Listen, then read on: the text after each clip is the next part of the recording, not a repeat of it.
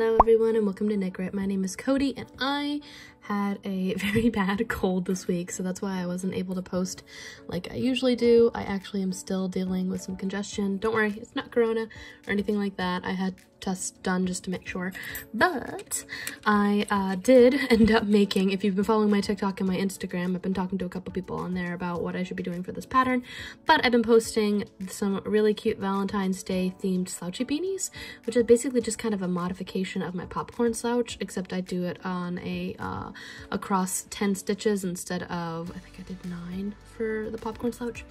Anyway, I'm doing some stranded color work for this one, and I'm not going to do a full-blown tutorial. I just don't have the energy for it this week, but I wanted to share this pattern, and it's going to be a free pattern at least for the very first week, probably for the first month while Valentine's Day is happening. It's pretty simple. I wanted to post it on the video itself so you could see it. There's charts and all that stuff that you can see there, and I just wanted to get out there because I actually posted say, hey, it would be better not to post a video at all until I could do a tutorial, but then everybody said no, I would really like to see the pattern, especially if it's for free. So because, you know, free patterns, you can't lose on that. So I figured I would describe what you need for the pattern, and also I'm going to make this one tonight, but I just don't have the energy to do a full-blown like step-by-step explaining it, especially since I'm going to be posting the pattern. All right, ranting tangent pretty much over on that part, but basically what you're going to need is, I'm using metallic yarn. This is going to be my base color. I'm actually going to show it here. I did the ribbing on this specific hat already. I'm still tired. Holy moly, this cold just took it out of me. So this is going to be the base color for what I show in the pattern basically, and I really like how this metallic yarn works really well. I'm also going to be pairing it with this red as the heart color. I think it's really pretty and I like it a lot. So one thing that I will say is that when you're doing color stranding and doing work like that, definitely use the same type of yarn. On one of my other hats versions of this, the cream one, I'm going to post it up here, I used 2 different types of colors. I used the metallic cream for the base, and then I used another brand that, even though it says it's a worsted weight size 4, they're not the same. You can look on the back of all of these yarns, and on the back it'll tell you what size it is. So here it says size 4 medium. One size 4 medium for this type of yarn is not always the same as another size 4 medium, even just across Hobby Lobby yarns even. So this is a specific to Hobby Lobby brand. I bought these 2 faux fur pom-poms. I think they're super pretty and I really like them a lot. I'm debating which one I like because this one's definitely like a darker red. I think I'm gonna go with this one just because it's got like little black tips to go with it, so it melds really well. I'm also using size 16 inch.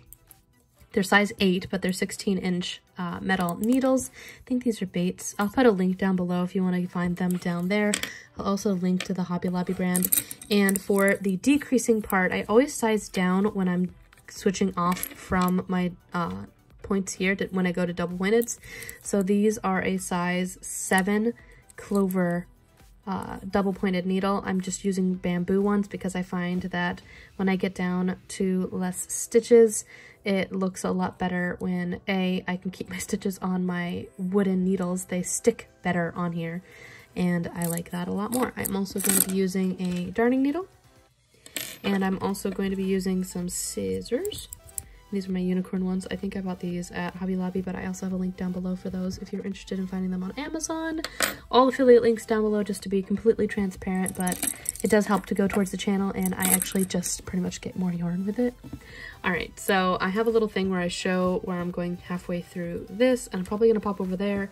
I'm going to pop over back and forth to a couple of different little clips of me making it. I just didn't want to do a full-on stranded versus not. I think I'm going to explain how I basically catch my strands in the back and how I do my tensioning, because I am a continental knitter. So I just wanted to share the pattern. You can get a PDF for this down below. I don't know if it's going to be a coupon code or I'm just going to post it for free. I'm probably just going to post it for free. Links down below on Ravelry.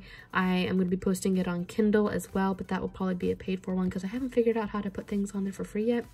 If you know how to do that, let me know down below, but still, Henrietta's gonna hold all my yarn, and I think I'm just gonna pop over to showing some of the other clips now. Alright, so I have knit my 12 stitches, so rows 1 through 12, and then 13 and 14 you just do the main color, and essentially what I'm doing is I'm going to be putting 3 rows between each of my rows of my hearts basically.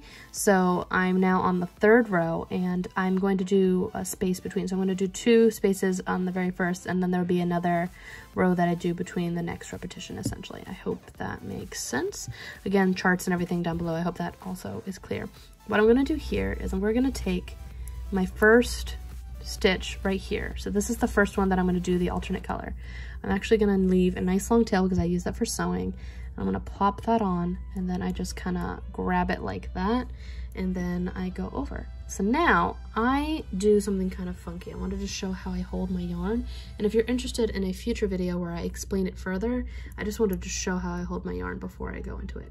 I actually, I'm going to pinch it right there against there so it doesn't come out until I get a couple more stitches in. I'm going to hold this right here, and what I like to do is I like to catch my strands between my rows. This helps with tensioning, this helps with making it even, and I also like to hold this yarn, my secondary color, my contrasting color, with my right hand, and then my main color, the one that I'm working the most stitches with on that row, for this on my left hand. I always kind of do it that way. So what I like to do here is I'm going to go for the next 4 stitches. I like to split it. So there's another, for this one round, as you can see in the chart, we have 1 stitch, and then we have 9 between our next repetition before we go for our next red. So what I like to do is I'm going to knit those 9 in black. 2, 4, 6, 8, 9. But what I'm going to do is I'm going to catch my stranding on the back so that it has a nice even tensioning and it doesn't get funky. And I'm going to show you how I do that. So we're going to hold this one over here and just kind of do that. We're going to knit the next 4 stitches, and then what I like to do here is before we do anything else, we're just going to put our hook inside there. We're going to wrap our yarn, our contrasting color, wrap our non-contrasting color, and then unwrap, basically twisting it inside that stitch of our contrasting color, and then finish off the stitch like normal. Pull on your tensioning and your red will not show, but let me knit a couple more stitches so the other 4 that I need to get going. 1, 2, 3, and 4. And again, I can do a full-blown video on this where I go a bit more slowly, but basically that traps it on the back and that makes it for an even tensioning across the backs of your stitches, and I really like how that looks, and it makes it so that you don't get that weird puffiness between your hearts. I didn't do that on my first hat, but I remembered that's a thing that I do when I knit, because I crochet so much that I've forgotten how to knit on Knit Grit, you know. But I also tend to like how that looks a lot better. I remembered that that's a thing. So now I'm going to do a repetition again where I knit another one. Basically, there's 9 black stitches for every 1 red stitch on this, and so I'm going to continue on. I'm going to continue on the repetition until I see something else that I probably should mention during this video, but that's pretty much it. I'm going to keep going around holding my yarn that way. I like to basically knit my normal continental way with my main color, and then I will do the other normal way of knitting, which is going and then wrapping like so whenever I do need that color. So let's do another 9 stitches. Oh no, another 4 stitches. 2, 3, 4. And since there are 9 stitches, I should also mention this. There's 9 stitches here between our reds. That's why I like to trap my thread right there.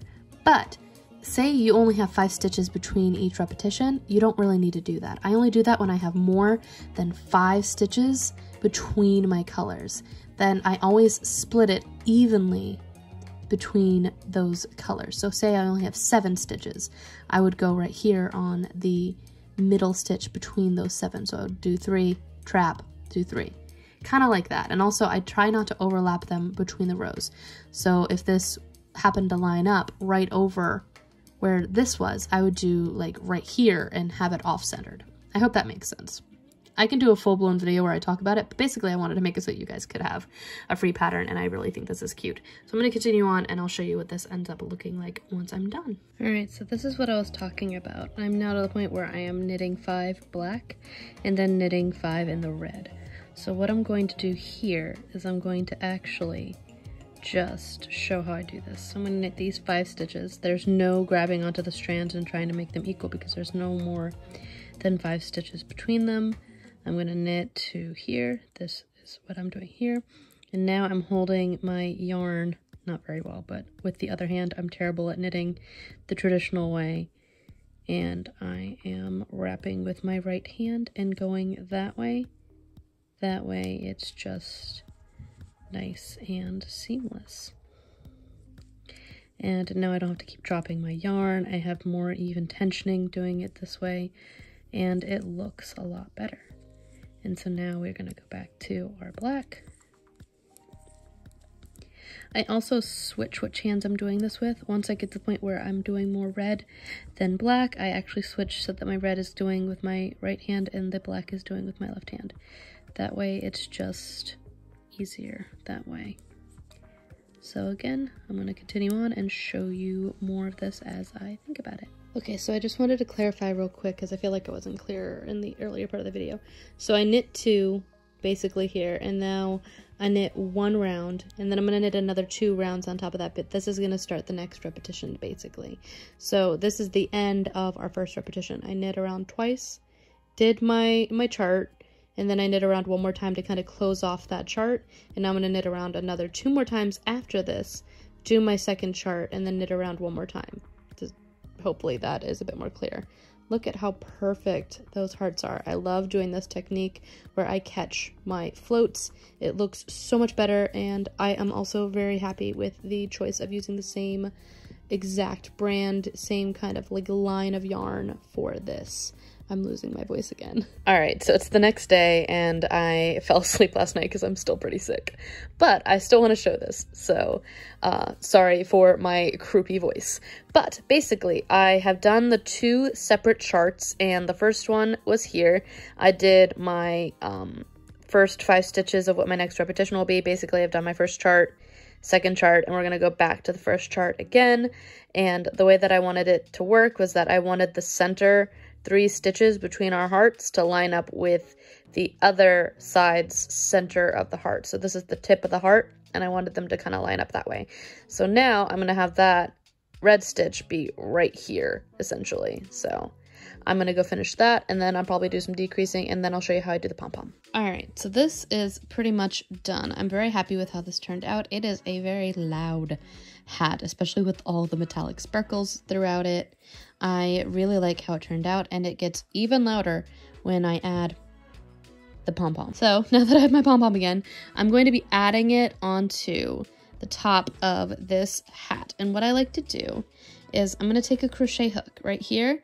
There is a little knobbin on the bottom of my pom-pom right here, just a little like attaching little elastic basically. I'm going to put that there. I'm going to take my crochet hook and I'm going to put it into the side of where I basically kind of finished off. I like to put it between 4 stitches. So the final 8 stitches here, I'm going to go 1, 2, 3, 4, 1, 2, 3, 4 on either side of my crochet hook basically, and try to get it in the center. And what I'm going to do here is not drop things for the 5th time. Let's just grab this here, grab onto your elastic, and pull it through cleanly, preferably. There we go. Like so. And then now that I have it through the base right there, what I like to do from there is I'm going to take this and wrap it over the pom-pom part and then just let go. And if I'm feeling super duper focused on wanting to make sure that the sucker is never going to move again, I'll take a little bit of hot glue and put it on the base of the hat and then stick it and let it sit for a while. But honestly, these ones from Hobby Lobby are really good. They kind of just stay and they don't flop around too much. And they aren't that noticeable, especially once you get the faux fur over top of it like so. I like that a lot. I think it looks really nice and I'm really excited with how this turned out. So that's pretty much all there is to this pattern in general, like little nuances when I'm working this pattern. I really love how this turned out. It is so very pretty and I love the colors, and I just wanted to share the pattern. And again, this will be free down in the description box below. You can get this on Ravelry, and I'm probably gonna also have it on Kindle and also on Lovecrafts if Lovecrafts will let me figure out how to do that. But I really like how this turned out. I'm working on some other stuff as well and some other projects. I love how these whales look. They're all rainbow whales and it's super cute. And he fell. No, little buddy. So I'm going to be working on pastel and a big brother whale, and I made a bunch of other things, and I'm going to be doing some shaping as soon as my nasal passages decide that they want to clear up. Anytime would be great. And again, get the pattern. It's linked down below, and until next time, guys, I'll do an actual tutorial next time. All right, and until next time, bye!